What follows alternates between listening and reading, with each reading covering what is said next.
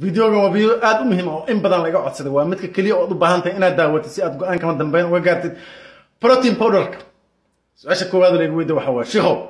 protein powder kama u baahnaay si aan murqo fiican u dhiso jawaabtu kooban waxa way walaal ma baahna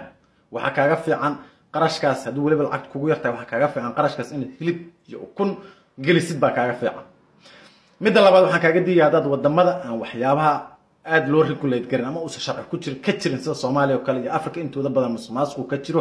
waxa laga yaabaa protein powder ka laga gaday inuu yahay qashin oo aysan caafimaadkaaga wax aad u xun ay ku jirto soo marka adiga waxa dad meel wadamaas ku nooshahay waxa ku fiican inaad iska deysidba sidoo kale waxa ogaanaysaa daray galbeedka ku nooshahay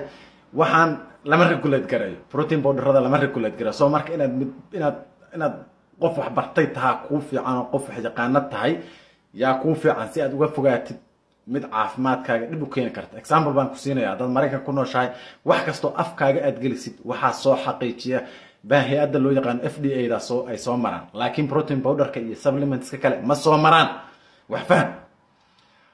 su'aasha labaad oo la weydiiyo waxa waa sheekh nuuca soo gataa haddaad soo gadanaysid protein powder oo lacag haysatid oo lacag dheeraad haysatid waxaad soo gataa mid loo yaqaan whey protein isolate sababtu maxay tahay waa mid ugu nadiifsan inay nadiif tahay sidee ku ogaan kartaa haddana xisaab baan ku siinaa xisaab waxaan waa scientific waa baqbaq dadka looma sheego xisaab baan ku siinayaa ku ogaan kartaa say nadiif u tahay example waa tana middan soo maaragtay waxa la yiraahdaa whey protein yaa la yiraahdaa waa isolate waa si aad ku ogaatid intay nadiif tahay waa inaad horta barat sida loo akhriyo bahalkan la yiraahdo meeshan soo ma jeed scoop size iyo waxaad haysataa iyo protein inta ku jirta kadibna xisaabtaan baad dhab ku siinaysaa meeshan scientific waa brother soo ma jeed intaas kaliya dad baran lahayd laakiin 4 saac in internet ku jirto anigu hadda kuma caawin karo wataasa scoop size ka meesha kugu qoran tahay meesha koobaad protein kuna line-kaas waa kaas ku qoran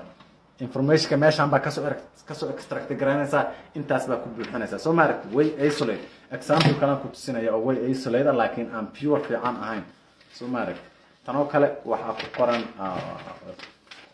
soo ma jeed isolate baa ku qoran laakiin xisaabtii aan isla naqaan hadaan dalq ku siino waxa imaanaysaa 78% inay pure tahay